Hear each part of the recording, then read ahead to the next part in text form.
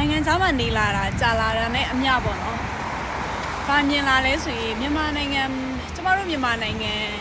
လူမျိုးတွေပေါ့နော်မြန်မာလူမျိုးတွေရဲ့အကျင့်စရိုက်ပေါ့နော်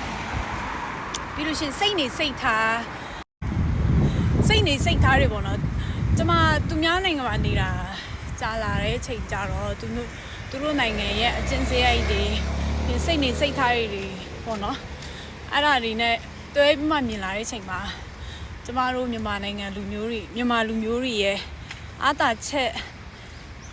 ကျမတို့တက်ကတော့အားသာချက်ပေါ့နော်အားသာချက်ရဲ့အားနည်းချက်ကိုကျမအမြင်ကိုပြောပြပေးချင်တယ်ပေါ့နော်ဒါကကျွန်တော်မြန်မာနိုင်ငံမှာရှိတဲ့သူတွေအားလုံးဆိုလို့မဟုတ်ဘူးအများစုပေါ့နော်ကျမအမြင်ကျမဟိုတလောကလည်းဒီမှာခိုးရမှာမြန်မာလူမျိုးတယောက်နဲ့လည်းတွေ့တည်ရပေါ့နော်အဲ့ဒါကိုကြည့်ချင်တယ်ကျမအရန်ကျမတို့မြန်မာလူမျိုးတွေကတကယ်ပေါ့နော်ဘယ်လိုပြောမလဲသူတို့နိုင်ငံခြားကကိုရီးယားပေါ့နော်သူတို့လူမျိုးတွေရဲ့အကျင့်စိတ်နဲ့အရန်ကိုမှ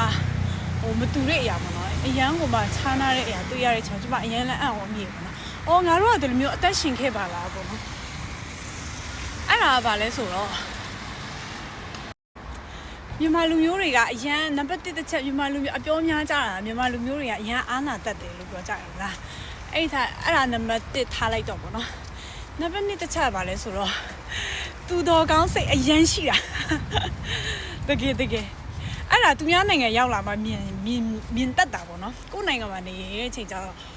ဒီပဲထဲကဒီပုတ်ထဲကဒီပဲလားဟာလားအဲ့လိုဆိုတော့အဲ့ဒါတွေမမြင်တတ်ဘူးတိလားဒီတိုင်းပုံမှန်လို့ပဲထင်တာပေါ့နော်သူများနိုင်ငံမှာနေတာကြာလာတဲ့အချိန်ကျတော့လေအရန်ကျမတို့လူမျိုးတွေဆိုတာလေအရန်ဘယ်လိုပြောမလဲသူတော်ကောင်းပေါ့နော်အရန်သူတော်ကောင်းဖြစ်ချင်လို့အမျိုးတမင်တကာလောက်ယူတာလည်းမဟုတ်ဘူးလားအဲ့လိုမျိုးကိုမှအကျင့်လိုမျိုးဖြစ်နေတာပေါ့နော်ဥပမာပြောရမယ်ဆိုလို့ရှိရင်အဲ့လိုအပေးကန်းအရန်လောက်တာပေါ့နော်ပေးကန်းတာတွေအရန်လောက်တယ်ပြီးလို့ရှိရင်သူတပားပေါ်မှာကူညီတာတွေအရန်စေတနာစိတ်အားထက်သန်တယ်ပေါ့နော်အဲ့ဒါကျမလည်းရှိရသေးလားအဲ့ဒီအကျင့်ကလည်းသူများအရန်ကူညီပေးချင်တာအဲ့လိုမျိုးပေါ့နော်တကယ်ဆိုမလိုအပ်ပြီမဲ့ကိုကလေကူညီပေးလိုက်ချင်တာတိလားကိုကလှုပ်ပေးလိုက်ချင်တာအဲ့လိုမျိုးစိတ်သက်ပေါ့နော်ပြီးလို့ရှိရင်အဲ့ဒါကြောင့်ကျမတို့မြန်မာလူမျိုးတွေရဲ့အားသာချက်ပါပဲဒါပေမဲ့အဲ့ဒီအားသာချက်ရဲ့အားနည်းချက်ကပါလဲဆိုတော့ကိုကလေအရန်သူတော်ကောင်း